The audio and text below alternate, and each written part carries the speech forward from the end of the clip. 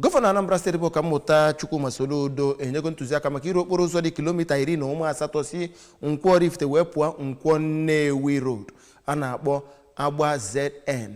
Ya bụ okporo ụzọ anụ metụtara Owerri, okporo ụzọ Awara esi eje Owerri wee si Nkwọ Rift wee pụọ Nnewi. Onye nta akụkọ anyị bụ Ejike Abana wetara anyị akụkọ.